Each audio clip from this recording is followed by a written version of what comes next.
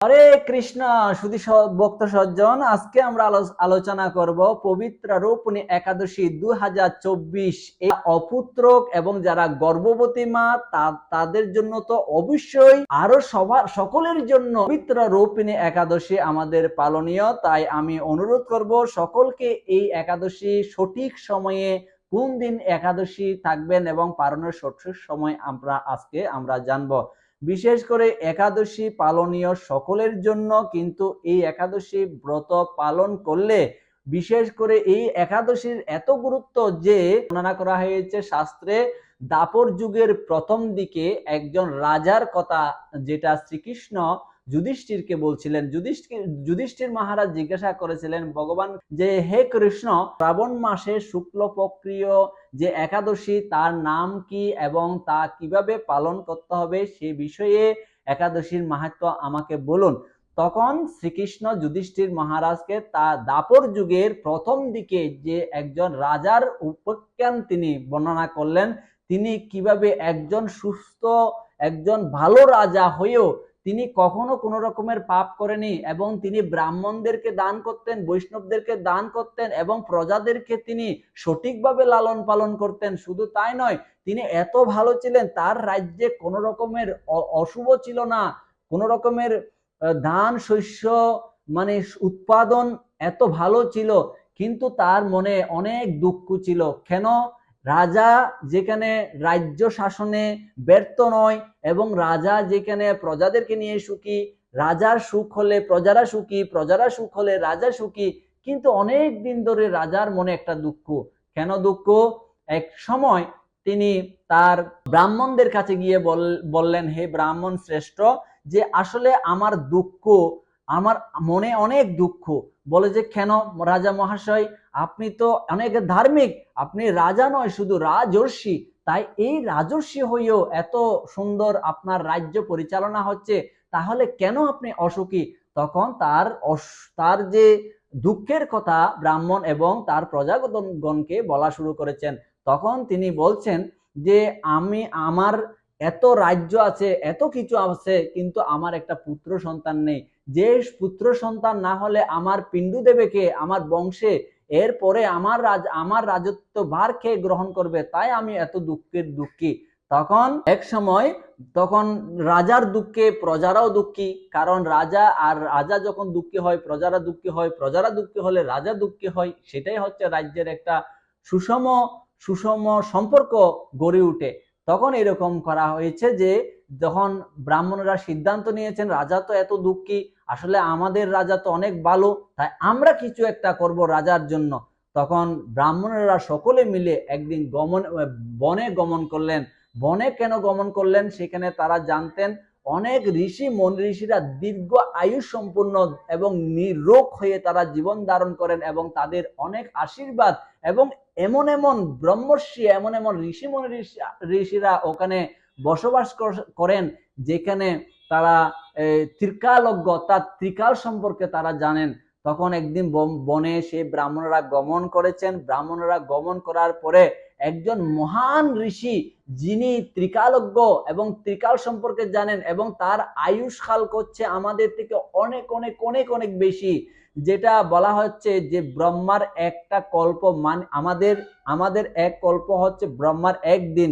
তো একদিন মানে হচ্ছে আমাদের অনেক অনেক সময়, অর্থাৎ 4,32,000,000 বৎসর হচ্ছে এক কল্প। এরকম একজন ঋষি ছিলেন, তার নাম ছিল লোমশ ঋষি। এই লোমশ ঋষি এক সময় তিনি যখন তার ধ্যানে মগ্ন ছিলেন, তখন তিনি ব্রাহ্মণরা তাকে খুঁজে বের করেন এবং খুঁজে বের করার পরে তিনি ধ্যানে মগ্ন ছিলেন। তখন তিনি বুঝতে পারেন তার সাথে কেউ দেখা করতে এসেছে। তখন তিনি ধ্যান থেকে উঠার পরে তিনি বললেন, হ্যাঁ পুত্ররা, ব্রাহ্মণেরা, আপনারা কেন এসেছেন আপনি আমাকে বলুন, যথাসম্ভব আমি চেষ্টা করব আপনাদের মনোবাসনা পূরণ করার জন্য।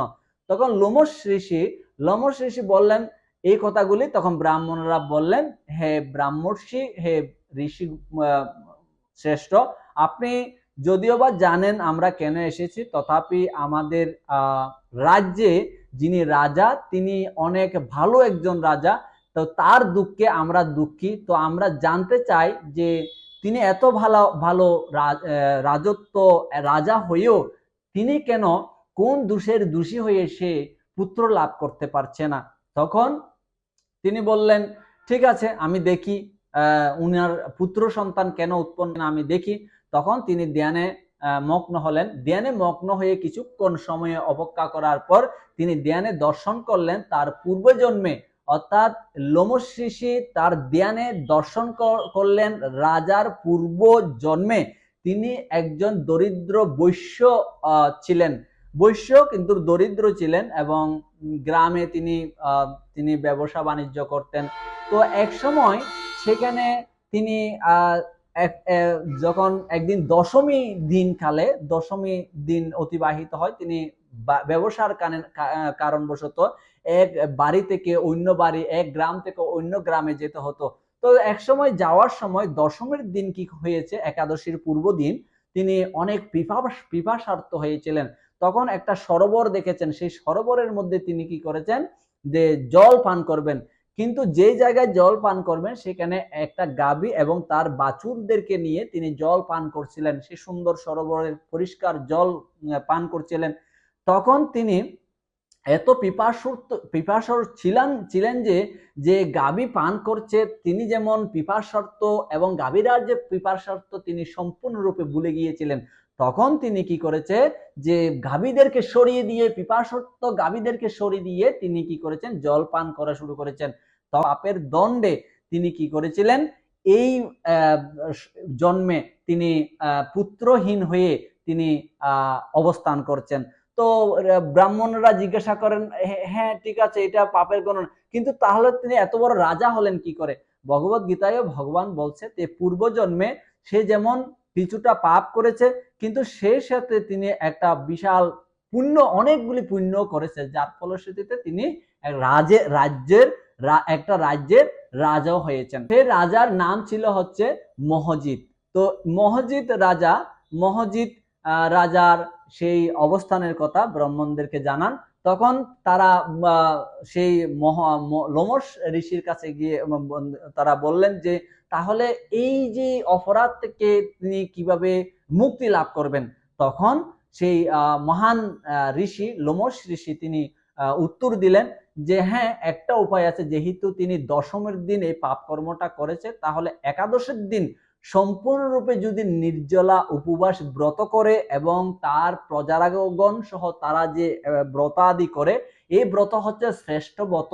এই ব্রত যদি সে পালন করে এবং যথা সময়ে যদি সে পালন করার পরে পালন করে, এবং তাহলে সে নিশ্চয়ই তার ব্রতের ফলে তার পুত্র সন্তান উৎপন্ন হবে।